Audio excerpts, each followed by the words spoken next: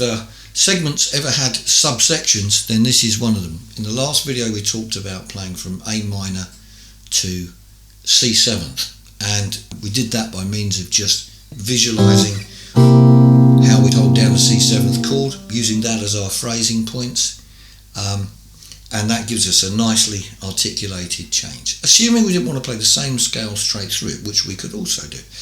What I'd like to do in this particular subsection, let's call it that, is just a quick observation about the C7th, and another little way that you can think about expanding your sound a little bit. The C7th has these notes, C, E, G and B flat. Okay, it's known as an arpeggio. It's, if you will, the skeleton of a chord. It's what makes that chord up.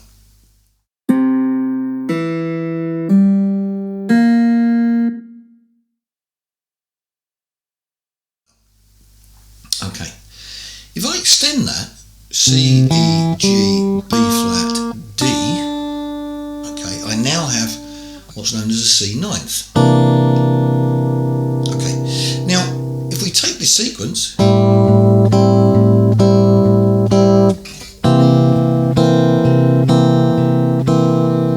A minor to C7th, and then we change that to A minor to C9th, we're really only embellishing or expanding on the idea of a C7th. So it sounds like this. I'll play the first example again.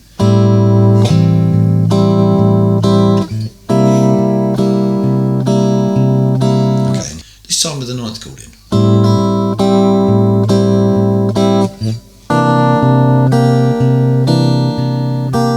Okay, now it's quite an interesting sound because it gives us quite a lot of colour there. Now, what I want to draw your attention to is that arpeggio, C, E, G, B flat, D. Here's a little graphic.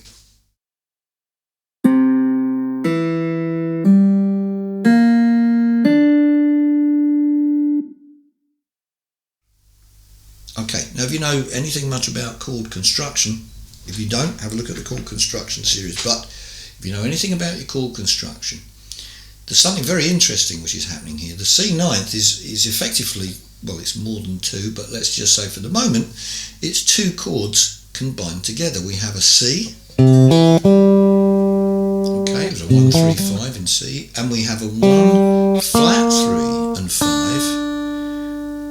in G minor.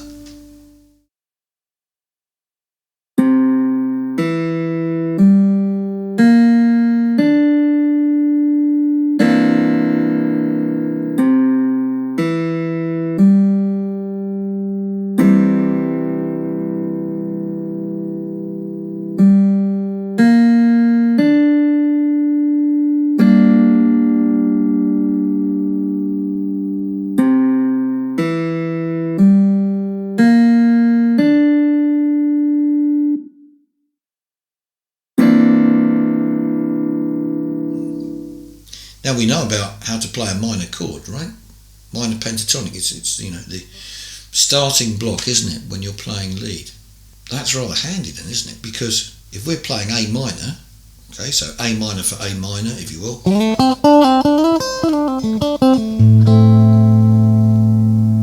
And then we say, well, okay, let's embellish the C7th, make it C9th, which we now know we can suggest by playing G minor, because the rest of the band will be providing the 1, the 3 and the 5. So if you're playing the 5, the flat 7 and the 9, we have some interesting stuff going on there. So I'm going to think, this time I'm going to think A minor, and then I'm going to think G minor. This is what happens. Okay, so get our ears in A minor first.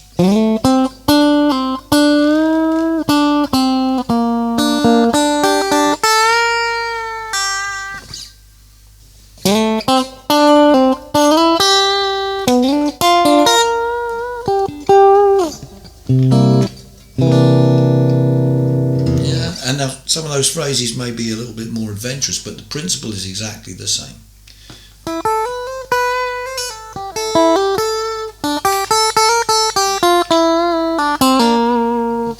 You can hear that change very easily. Now, that may be, so some of you over-egging the pudding, to some of you thinking, oh, I think I want to get into that. Okay, well, let's just take a moment then. Who's it up to? It's up to you, isn't it? Okay, it's not up to me. I'm just putting the choices in front of you. I don't say they're better or worse than others. Some are more colourful, and sometimes that's a good thing. Some are less colourful, and sometimes that's a good thing. So they're not intrinsically better or worse, but the absolutely crucial thing here is that I want to try and put you in a position where you're playing something because you've decided to play it, and not because you don't know how to play anything else in that particular spot. So just very briefly again, if we want to expand on the idea of that C7th, we've gone to our 9th. The next voice up is going to be the 11th and then the 13th. Okay, well, let's just take the 11th. The 11th is an F, which happens to be the 7th of our G minor.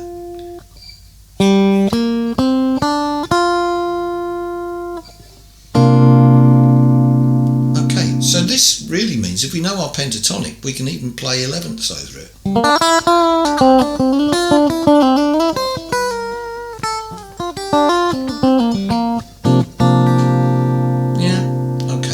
And equally, it's not much of a stretch to say, well, if we're playing G minor, okay, well, we've all heard, haven't we? Well, okay, it's not against the law to play that over a G minor, so if you play it over a G minor, you get this. Okay, again.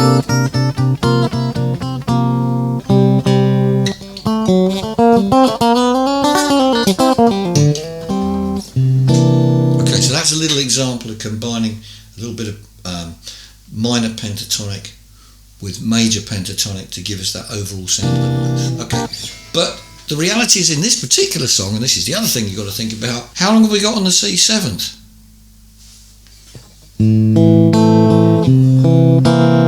We've got 2 beats. Okay. That's not really a lot of time, so we may find that our the whole output of all that knowledge is just being able to say to ourselves, well, okay, and if it does, that's great.